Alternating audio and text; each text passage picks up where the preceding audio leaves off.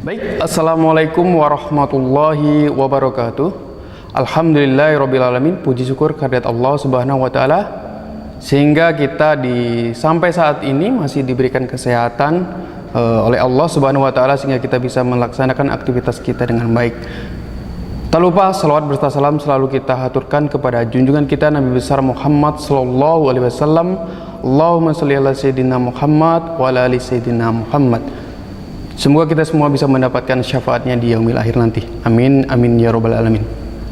Baik, di pertemuan kali ini di mata kuliah Lembaga Keuangan Syariah, pada kesempatan ini saya mendapatkan materi terkait tentang bank syariah. Saya rasa terkait tentang bank syariah bukan menjadi sesuatu hal yang baru ya, khususnya di era sekarang di tahun 2020 ini, di mana banyak sekali bank-bank syariah ya, baik itu di Provinsi Bengkulu itu sendiri ataupun dalam skala nasional atau bahkan skala internasional, itu cukup banyak sekali bank-bank yang menjalankan prinsipnya berdasarkan prinsip-prinsip syariah. Baik, dalam kesempatan ini saya mulai dengan terkait tentang pengertian bank syariah. Bank syariah berdasarkan Undang-Undang Nomor 21 Tahun 2008 dapat didefinisikan sebagai bank syariah adalah bank yang menjalankan usahanya berdasarkan prinsip-prinsip syariah, atau dalam pengertian lain ya, dalam istilah lain bisa diartikan juga sebagai lembaga keuangan ya, khususnya di perbankan syariah yang menjalankan prinsip-prinsip berdasarkan Al-Quran dan hadis di sana. Jadi ini secara regulasi memang sudah mengikuti ya, terutama terkait tentang perbankan syariah, fatwa Dewan Syariah Nasional Majelis Ulama Indonesia di situ. Itu berdasarkan pengertian dari Undang-Undang Nomor 21 Tahun 2008. Saya rasa cukup banyak ya bisa mendefinisikan terkait tentang apa itu perbankan syariah. Yang jelas intinya perbankan syariah ini menjalankan bisnisnya berdasarkan prinsip-prinsip syariah. Adapun munculnya dari perbankan syariah itu sendiri khususnya di Indonesia, pada awalnya adalah adanya perbankan syariah pertama kali yang ada di Indonesia, yaitu Bank Muamalat Indonesia. Mungkin kita tahu bersama ya, sampai sekarang juga ada bank muamalat di Indonesia, khususnya di Bengkulu pun ada ya, bahkan ada beberapa cabang yang ada di Bengkulu. Itu salah satu bank pertama kali yang menjalankan prinsip-prinsip syariah yang ada di Indonesia. Yang tahun bergulirnya ya, atau tahun beroperasinya itu adalah sejak tanggal 1 Mei 1992 Bank Muamalat Indonesia resmi beroperasi. Meskipun sebelumnya ya terkait tentang akte pendiriannya itu sudah di tahun 1991 seperti itu. Nah, setelah munculnya Bank Muamalat Indonesia itu sendiri, muncul banyak bank-bank lain ya, baik itu bank pembiayaan rakyat ya, bank pembiayaan rakyat syariah ya. Muncul banyak sekali di Indonesia khususnya yang mengembangkan bisnis di sektor perbankan yang menjalankan prinsip-prinsip syariah di sana. Oke. Selanjutnya, secara umum bank itu dibagi menjadi bank umum syariah, ada juga unit usaha syariah, dan yang terakhir yang seperti saya singgung di awal tadi, ada bank pembiayaan rakyat syariah. Ya, bank umum syariah salah satu contohnya misalnya saya contohkan ya, Bank Mandiri Syariah. Nah, itu menjadi salah satu contoh adanya bank umum syariah. Unit usaha syariah ini adalah bagian dari bank konvensional ya, yang menjalankan ada sisi yang menjalankan ataupun divisi yang menjalankan prinsip-prinsip syariah. Makanya dia dikatakan sebagai unit usaha syariah di sana. Atau lebih dikenal juga dengan istilahnya window syariah. Aslinya seperti itu. Banyak sekali ya, khususnya di Indonesia sendiri bank-bank konvensional yang mempunyai bahasanya anak ya, bahasanya seperti itu, yang menjalankan prinsip-prinsip syariah dalam proses perbankannya itu sendiri. Terkait selanjutnya itu terkait tentang bank pembiayaan rakyat syariah. Bank pembiayaan rakyat syariah ya, BPRS bahasanya seperti itu, yang seperti kita kenal ya, BPRS khususnya di Bengkulu ini sendiri. Ini sudah cukup banyak juga BPRS yang ada di Provinsi Bengkulu ini sendiri yang menjalankan prinsip-prinsip syariah itu sendiri. Lanjut terkait tentang regulasi.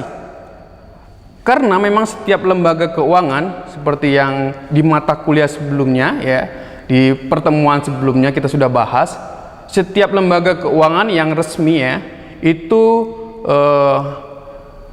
mempunyai aturan ya, aturan yang di sana khususnya di Indonesia terkait tentang aturan-aturan perbankan syariah dikeluarkan juga oleh Otoritas Jasa Keuangan atau dikenal juga dengan OJK. Di sana di OJK jelas sekali, banyak sekali di sana terkait tentang peraturan-peraturan Otoritas Jasa Keuangan atau biasanya lebih sering disingkat dengan POJK ya. Lebih sering disingkat dengan POJK terkait tentang produk, manajemen, operasional ya, bahkan sengketa syariah terkait tentang perbankan syariah di sana diatur.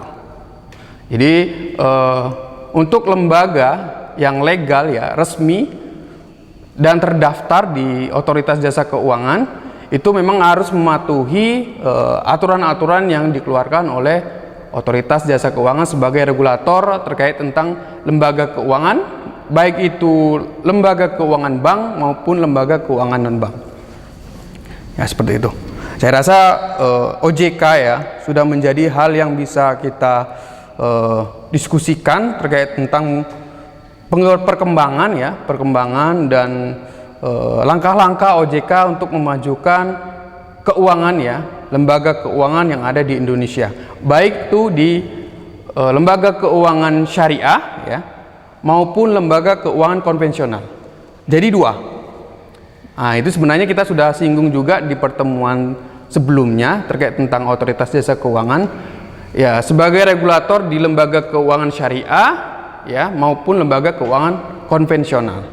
Itu di sana ada semua terkait tentang peraturan-peraturan Otoritas Jasa Keuangan terkait tentang seperti yang saya singgung di awal, baik itu terkait tentang produk ya, akad-akadnya di sana, terkait tentang manajemen ya, dan akuntansinya juga di sana itu disampaikan dan ada dalam POJK di situ, atau peraturan-peraturan Otoritas Jasa Keuangan.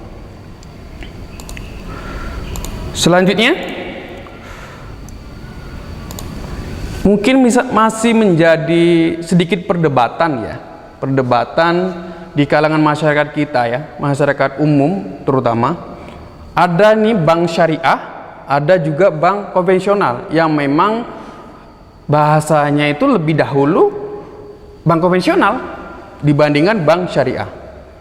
Banyak sekali perdebatan-perdebatan di masyarakat, baik pun di masyarakat biasa ya, kalangan umum masyarakat biasa maupun cendekiawan muslim, para alim ulama juga masih terkadang ya memperdebatkan hal ini. Ya itu menjadi sesuatu hal yang lumrah bagi saya gitu ya, untuk terkait tentang kemajuan baik dari sisi industri keuangan itu sendiri.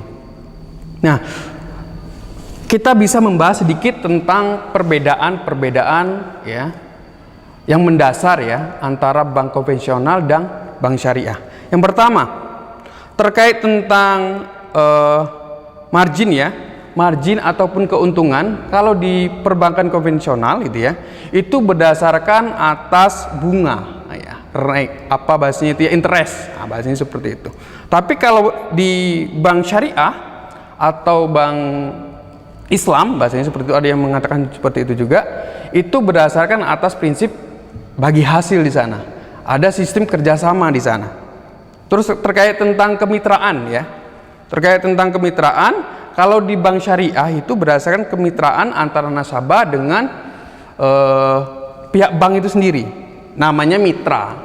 Mitra ini sama-sama saling kalau yang satu sakit, ya yang satu ikut sakit juga. Biasanya seperti itu. Itu namanya mitra. Bukan salah satunya menguntungkan salah satu pihak saja. Nah, kalau di berbank konvensional itu murni hanya sebagai kreditur dan debitur di situ.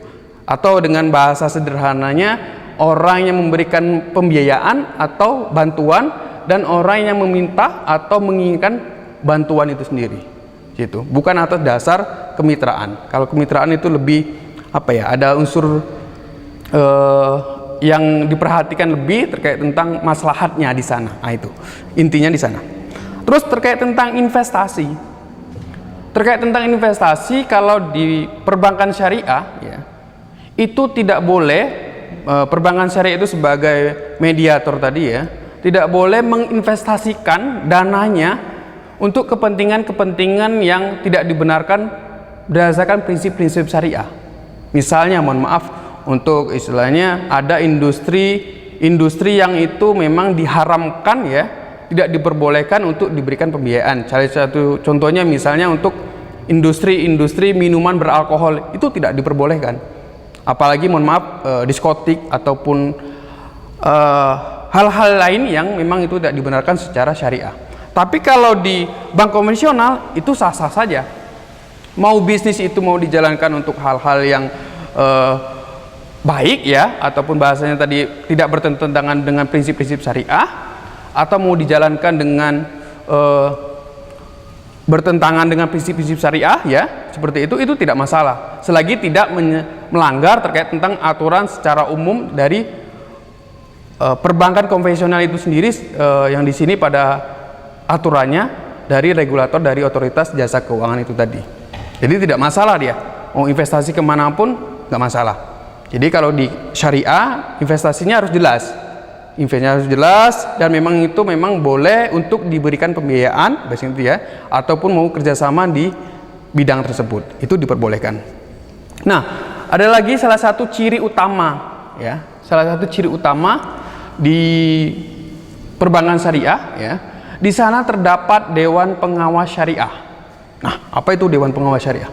Jadi memang Dewan Pengawas Syariah ini adalah salah satu bagian, ya, salah satu bagian yang wajib yang harus ada di perbankan syariah khususnya, ya, yang mengawasi terkait tentang fatwa-fatwa, ya, Dewan Syariah Nasional, yang itu menjadi rujukan untuk terkait tentang prinsip-prinsip dari perbankan syariah itu sendiri, apakah dijalankan atau tidak. Itu yang mengawasi adalah Dewan Pengawas Syariah, atau Dewan Pengawas Syariah ini secara tidak langsung itu berada di dalam perbankan syariah itu sendiri. Itu. Nah, tapi kalau di perbankan konvensional itu tidak ada namanya Dewan Pengawas Syariah. Kenapa? Memang terserah, seperti saya sampaikan tadi di awal, mau dia investasi kemana, ya, mau dia berdasarkan bunga, ya, itu tidak menjadi sesuatu hal yang melanggar, ya, berdasarkan dari aturan otoritas jasa keuangan yang menjalankan prinsip-prinsip konvensional. Tapi kalau dia menjalankan prinsip-prinsip syariah, wajib menjalankan terkait tentang regulasi yang berdasarkan prinsip-prinsip syariah tadi yang dikeluarkan, salah satunya fatwa Dewan Syariah Nasional Majelis Ulama Indonesia. Nah, untuk saya pribadi, saya cukup memahami, ya, terkait tentang Dewan Syariah Nasional ini, ataupun kalau di perbankan syariah itu ada di Dewan Pengawas Syariahnya itu sendiri. Itu kan fatwa, ya, fatwa yang dibuat oleh Dewan Syariah Nasional itu adalah fatwa-fatwa yang dibuat memang oleh orang-orang yang ahli, ya, orang-orang yang capable di bidang keuangan, ya, bidang syariah di sana, yang membahas terkait tentang produk ataupun manajemen yang memang itu dibenarkan dijalankan oleh perbankan syariah itu sendiri. Dan ingat, ya, dewan, ya, namanya dewan. Dewan itu adalah orang banyak, bukan orang sendiri. Nah, kalau sendiri, mohon maaf, saya menyampaikan argumentasi saya sendiri itu berdasarkan argumentasi saya sendiri, bisa atas latar belakang ekonomi, politik, ataupun yang lainnya. Tapi kalau dewan ini cukup banyak orang yang ahli di bidang terutama ekonomi, muamalahnya di sana, ya, hukumnya di sana, yang memang benar-benar untuk memutuskan ya, membuat suatu keputusan nanti dituangkan dalam fatwa Dewan Syariah Nasional itu sendiri. Jadi kalau saya sendiri terkait tentang fatwa Dewan Syariah Nasional ini sendiri, saya tidak meragukan terkait tentang putusan dari fatwa Dewan Syariah Nasional itu sendiri. Kenapa? Karena itu memang dibuat atas dasar musyawarah dari para ulama cendekiawan muslim ya, yang terkait tentang perbankan, ekonomi syariah maupun di bidang hukum syariah itu sendiri. Jadi itu salah satu yang membedakan antara perbankan syariah dan konvensional. Ada DPS-nya atau tidaknya di sana. Kalau di konvensional ya dia tidak ada di sana, Dewan Pengawas Syariahnya.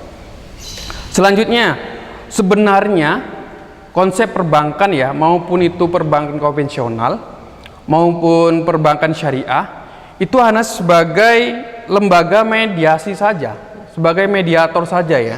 Mediator antara orang yang membutuhkan dana dengan orang yang kelebihan dana. Itu saja fungsinya sebenarnya dari perbankan itu sendiri, baik itu perbankan syariah maupun konvensional.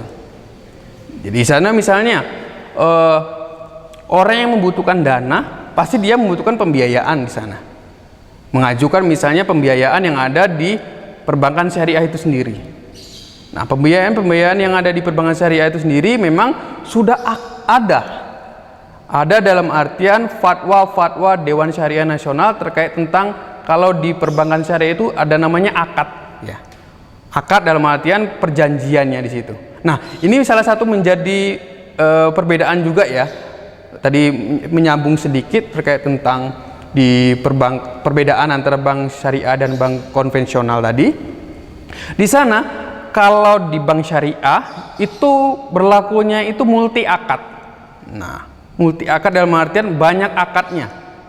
Mau mengajukan pembiayaan ya, dalam artian bisa memakai akad murabahah, bisa. Mau akad kerjasama bisa pakai musyarakah, bisa pakai mudharabah, atau nanti akad-akad yang lainnya memang itu dibenarkan secara prinsip syariah. Tapi kalau di konvensional itu hanya satu. Pokoknya berdasarkan atas bunga di situ. Itu yang membedakan salah satunya antara konvensional dan syariah. Nah, bahasanya sederhananya itu kalau kita mau mengajukan pembiayaan ke perbankan syariah, pembiayaan itu untuk apa dulu? Nah, bahasanya seperti itu. Misalnya untuk mengembangkan usaha bisa kita dalam bentuk murabahah, bisa dalam bentuk mudharabah ya, bisa dalam bentuk musyarakah di situ.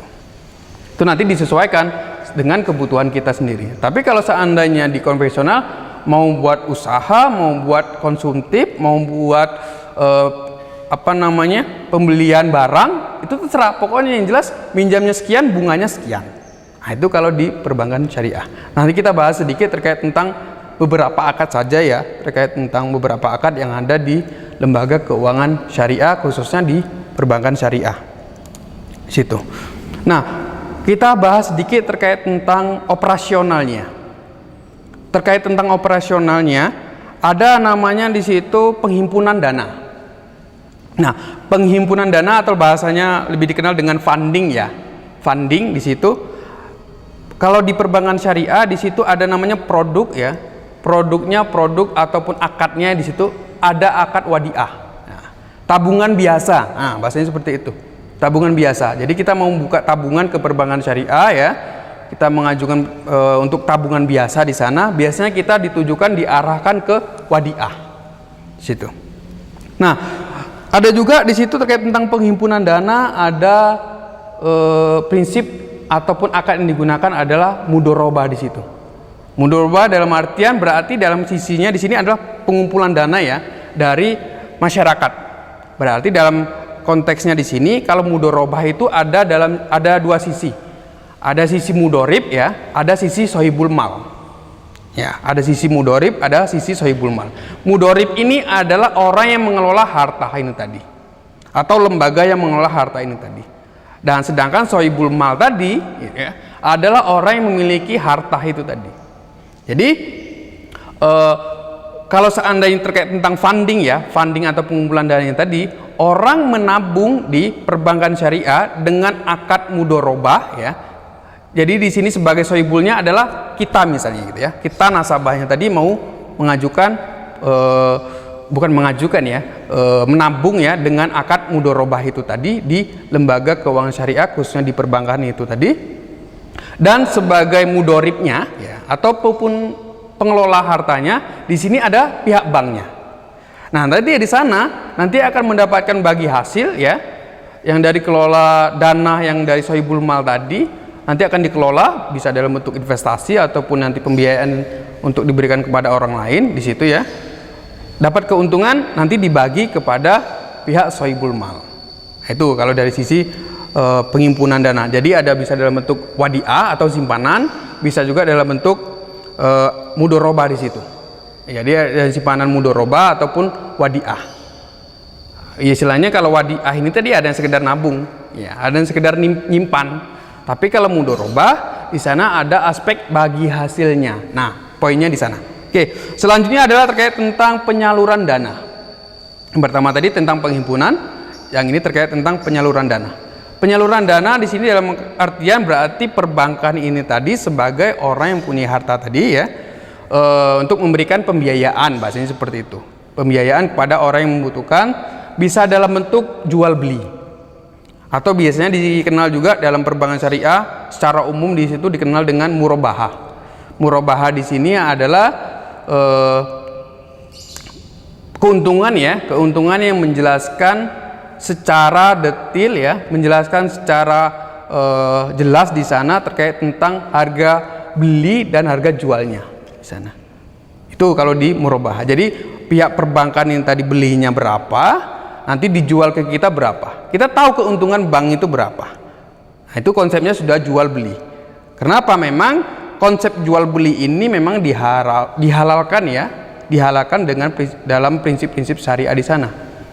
Nah, seperti dalam surat Al-Baqarah juga disebutkan di sana memang dihalalkan ya jual beli dan diharamkan riba di sana. Jadi kalau jual beli ataupun bahasanya mau untung ya pakai itu jual beli, pakai itu jual beli. Kenapa? Ya itu untung, ada keuntungan yang memang dibenarkan dengan prinsip jual beli tadi. Beli barangnya misalnya 10.000, kita jual misalnya 12.000, itu keuntungannya 2.000 itu tadi ya untung, nggak masalah.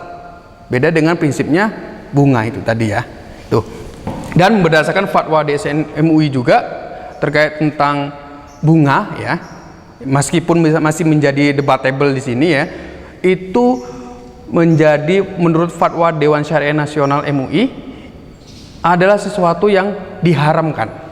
Bunga atau interest ya, bahasanya di lembaga keuangan konvensional khususnya di perbankan itu tadi haram.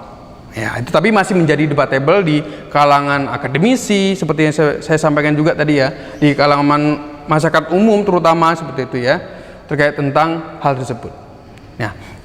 Tapi seperti yang saya kemarin sempat saya baca gitu ya, di Prof. Quraisy Shihab di sana menyampaikan bahwa sebenarnya kalau seandainya sudah ada bank syariah ya, sudah ada bank syariah, sudah ada bank yang menjalankan prinsip-prinsip syariah, ya monggo kita ke sana. Kecuali memang dengan keadaan darurat di situ ya, dalam keadaan darurat belum ada ataupun memang tidak ada sama sekali, ya tidak apa-apa, kita masih menggunakan bank konvensional itu tadi. Jadi kita bisa memilih, kalau ada perbankan syariah ya monggo kita ke sana semua. Kalau kita mau membesarkan bank berdasarkan prinsip-prinsip syariah, ya monggo ke bank syariah. Kenapa? Seperti yang saya jelaskan di awal tadi, sebenarnya bank itu sebagai hanya mediator saja. Bukan uangnya bukan uang bank semua. Seperti itu. Jadi kalau seandainya mau kita kembangkan bank syariah itu sendiri, ya monggo kita nabungnya ke sana, pembiayaan ke bank syariah, nabungnya ke bank syariah, insya Allah bank syariah itu nanti akan tumbuh besar. Gitu. Selama ini mungkin masih banyak orang yang menabung atau mengajukan pembiayaan ke perbankan konvensional yang memang sudah dari dulu sudah ada, makanya dia masih kokoh di sana. Gitu. Ya itu pendapat dari salah satu Profesor Quraisy Shihab di situ terkait tentang kalau seandainya ada pilihan bank syariah dan bank konvensional tadi, monggo kita ke sana. Oke. Terkait tentang operasional yang lain, seperti yang pertama tadi penghimpunan, ada penyaluran dana. Selain itu juga ada terkait tentang layanan, jasa layanan ya, jasa layanan yang ada di perbankan syariah itu sendiri. Bisa dalam bentuk jasa ataupun nanti produk-produk yang lainnya. Oke, terkait tentang produk-produk ya, produk-produk di perbankan syariah terutama, ini ada nih produk yang terbaru. Itu ada namanya kurs syariah. Nah, pada awalnya saya mau bertanya-tanya terkait, kok ada itu namanya kurs syariah? Pasti dia tetap berdasarkan persentase mungkin dia. Wah, itu persentase itu bunga gitu ya.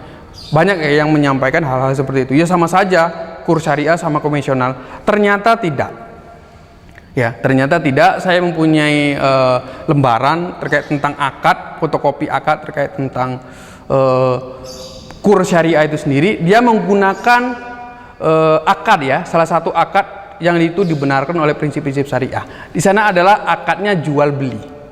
Nah, misalnya nih kita punya usaha nih, gitu ya. Kita punya usaha, dianalisis usahanya yang pertama halal ya, usahanya halal. Terus yang mau dibeli itu barangnya apa? Jadi yang dibeli itu barang, yang dibiayai itu langsung di dalam bentuk barang. Nah, langsung nanti di bahasanya apa ya? Bahasa kitanya itu dipreteli ya, dipreteli apa-apa yang ingin kita beli. Nah, nanti itu dikalkulasikan, itulah nanti yang kita beli ya, beli dalam artian pihak perbankan di sini yang beli ya, dan dia mendapatkan keuntungan dari marginnya ya, dari yang dia beli dari pihak ya penyedia barang tersebut, nanti baru dia jual ke kita dengan harga yang lebih di sana. Yang dijelas disertakan di sana terkait tentang keuntungannya berapa buat bank ya, dan kita harus membayar berapa buat bank itu sendiri. Itu kalau di syariah. Ya, kemarin saya sempat ada ya, mencoba melihat dan bertanya sendiri ya kepada teman ya yang memang dia sebagai pelaku ataupun SDM yang ada di perbankan syariah itu sendiri, menjelaskan hal sedemikian. Dan saya melihat juga di sana memang jelas terkait tentang produk yang dijalankan itu tadi ataupun akad yang dijalankan itu tadi. Nah, mungkin ada yang masih menjadi pertanyaan, loh kalau seperti itu ya sama saja, dapat untung terus untungannya berapa persen ya gitu ya. Cuman ada perbedaan di sana. Kalau di bank syariah itu tadi ya, kan kita yang membeli biasanya, kita yang membeli, misalnya nasabahnya yang mau membeli barang tersebut. Tapi di perbankan syariah itu ada namanya di situ wakalah. Nah, jadi pihak perbankan syariah itu mewakilkan untuk pembelian barang itu tadi. Misalnya barang kebutuhan pokok yang untuk usaha kita tadi itu mewakilkan kepada kita. Dari sanalah nanti tetap ada namanya keuntungan untuk perbankan syariah itu sendiri, dan itu dibenarkan. Oke, itu terkait tentang perbankan syariah. Nah, ini sudah cukup banyak juga materi yang saya sampaikan, meskipun sebenarnya ya masih banyak sekali tentang perbankan syariah itu yang bisa dikaji, baik dalam sisi landasan hukumnya, ya, operasionalnya, SDM-nya, dan saya rasa itu masih banyak sekali yang masih perlu dikaji di sana. Makanya kita nanti bisa melihat dari referensi-referensi yang memang itu bisa kita jadikan referensi yang bisa dipertanggungjawabkan secara akademisi, terutama dari sisi regulasi. Kita bisa merujuk di OJK, buka saja nanti di web OJK ya, di web OJK nanti www.ojk.ac.id, nanti bisa dibuka di sana, itu lengkap semua terkait tentang regulasi ya, terkait tentang akad-akad, itu ada semua nanti di sana di POJK di sana. Bisa kita searching bersama di sana untuk pemahaman pendalaman terkait tentang perbankan syariah itu sendiri gitu. Nah, isu terbaru ya, ini masih sangat hangat, bahkan masih isu panas ya, bahasanya isu hot ya, hot issue. Nah, bahas itu ya. Di Indonesia sekarang ya, yang menjadi hot issue adalah mergernya ya, BUMN syariah ya, yang di perbankan syariah ya, di bank syariah itu tadi, merger dalam artian di sini adalah penggabungan dari beberapa bank syariah yang ada di Indonesia ya, khususnya yang dimiliki oleh negara ataupun bank yang dibiayai oleh, yang dikelola oleh BUMN ya di situ ya, di bawah dari naungan Kementerian Keuangan di sana. Di situ mau merger supaya apa? Untuk mendukung dari menopang ya, menopang ya, mengukuhkan gitu ya. Ya, untuk terkait tentang percepatan industri keuangan di Indonesia. Makanya selama ini ya menjadi masalah, kendala biasanya kenapa bank syariah ini ya khususnya di Indonesia tidak mampu bersaing dengan bank konvensional. Salah satunya itu tadi, dananya masih kurang ya, karena masih baru, karena masih masih mudah lah bahasanya seperti itu, sehingga keuangannya ya, dananya tadi itu masih kecil, asetnya itu masih kecil. Makanya salah satu terobosan khususnya di Indonesia itu adanya di tahun sekarang ya, akan diadakan merger bank-bank syariah ya, khususnya bank syariah yang dimiliki negara itu tadi, untuk membuat suatu, dijadikan satu seperti itu, menjadi bank syariah Indonesia nanti. Ya, nanti kita ini dukung bersama terkait tentang merger ini tadi. Harapan kita bersama adalah perbankan syariah ya, khususnya di Indonesia yang mayoritas masyarakat muslim bisa maju ya, bisa berkembang dan istilahnya mensejahterakan masyarakat. Itu goal akhirnya tuh di sana. Jadi nanti dari pihak perbankan ya jalan ya, masyarakat nanti merasa terbantu dan di sana mendapatkan kemaslahatan. Nah, itu tujuan akhirnya di situ adalah kemaslahatan.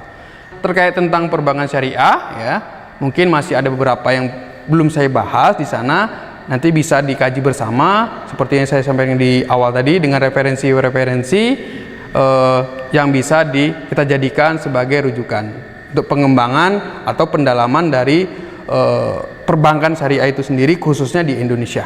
Baik, itu saja, lebih dan kurangnya saya mohon maaf. Mari bersama-sama kita tutup dengan melafazkan lafaz hamdalah untuk saya sendiri ya. Saya akhiri, assalamualaikum warahmatullahi wabarakatuh.